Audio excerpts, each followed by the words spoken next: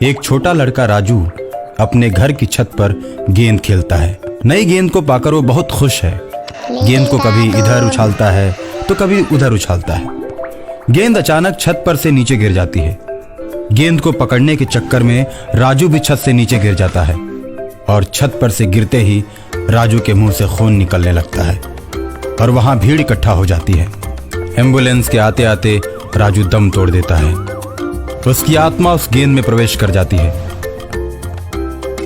कुछ दिन के बाद गेंद अपने आप राजू के दोस्त दीपू के पास पहुंच जाती है।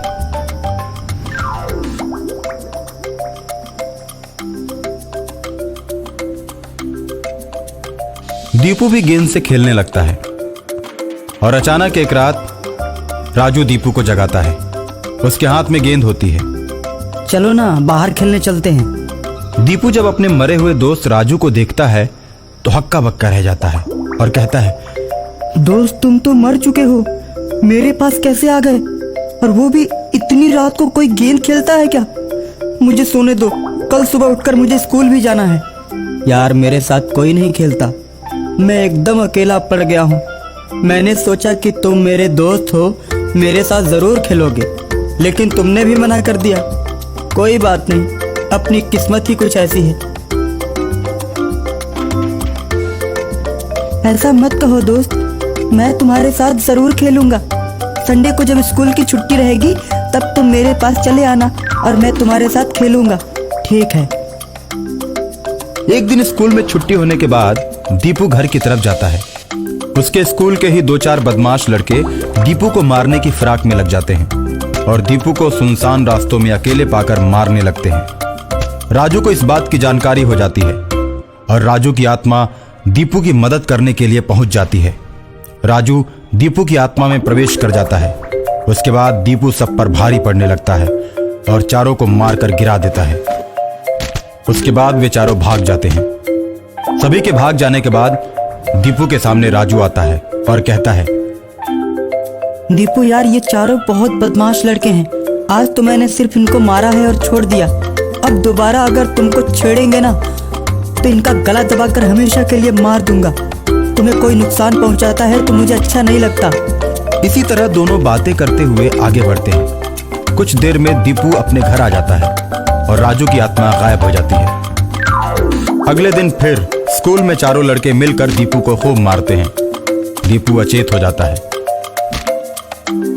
दीपू के पापा को जब इस बात की खबर होती है तो प्रधानाचार्य से शिकायत करके दीपू को हॉस्पिटल ले जाते हैं। डॉक्टर दीपू का इलाज करने लगता है। जब दीपू कमरे में अकेले होता है तो राजू आता है। यार तुम्हारी ये हालत देखकर मैं बहुत दुखी हूँ। तुम्हें जिसने मारा है ना उसे सजा जरूर मिलेगी, बस तुम ठीक हो जाओ। दोस्त राजू, उन लोगों ने मुझे बहुत मारा है, तुम ठीक हो जाओ दोस्त, उसके बाद मैं सबको देख लूंगा। उसके बाद दीपू धीरे धीरे ठीक होने लगता है और ठीक होने के बाद अपने मम्मी पापा के साथ घर आ जाता है। ए जी, अब तो दीपू को स्कूल भेजते हुए भी डर लगता है। स्कूल के लड़के बड़े बदमाश हैं। मैं तो कहती हूँ दीपू का एडमिशन किसी दूसरे स्कूल में करवा दीजिए। बड़ी मेहनत से मैंने उस स्कूल में दीपू का दाखिला करवाया है। वो शहर का सबसे नामी स्कूल है। अब तो उस स्कूल में जल्दी किसी बच्चे का एडमिशन भी नहीं होता। किसी के डर से आदमी पढ़ना छोड़ देगा। प्रधानाचार्य से मैंने शिकायत कर दी है कि अब दोबारा ऐसी घटना नहीं होगी। दीपू को स्कूल में कोई नहीं बोलेगा।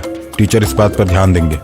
तो फिर ठीक है, मैं आपका नाश्ता तैयार कर देती हूँ। आप दीपू को स्कूल तक छोड़ दीजिएगा, उसके बाद ही ऑफिस जाना और आते वक्त भी उसे अपने साथ ले आना। अकेला मत छोड़ना। और अगर आपको आते वक्त लेट हो जाए तो सिक्योरिटी से बोल देना। स्कूल की छुट्टी हो जाने के बाद वो दीपू को अपने साथ रखेंगे। ठीक है ठीक है। कुछ देर में नाश्ता तैयार हो जाता है और टिफिन लेकर दीपू और उसके पापा चल देते हैं। दीपू को स्कूल छोड़कर उसके पापा ऑफिस चले जाते हैं। दीपू जैसे ही स्कूल में बैठता है सभी लड़के उसे देखने लगते हैं। चारों शैतान लड़के प्रधानाचार्य के कहने के बाद भी नहीं सुधरते और स्कूल के बच्चों को मारते रहते हैं।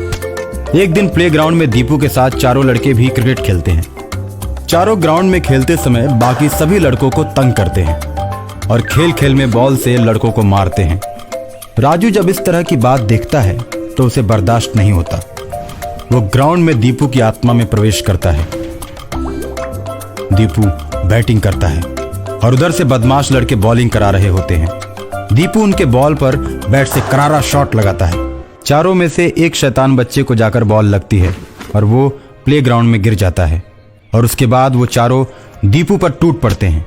राजू की आत्मा के प्रवेश करने के चलते दीपू के शरीर में शक्ति आ जाती है और प्लेग्राउंड में ही दीपू बैट से चारों को मारते मारते उन्हें मौत के घाट उतार देता है। खेल देखने वाले सभी लोग आश्चर्य में पड़ जाते हैं। इस तरह दीपू के दुश्मनों से राजू बदला ले लेता है और अपने दोस्त की हमेशा मदद करता रहता है।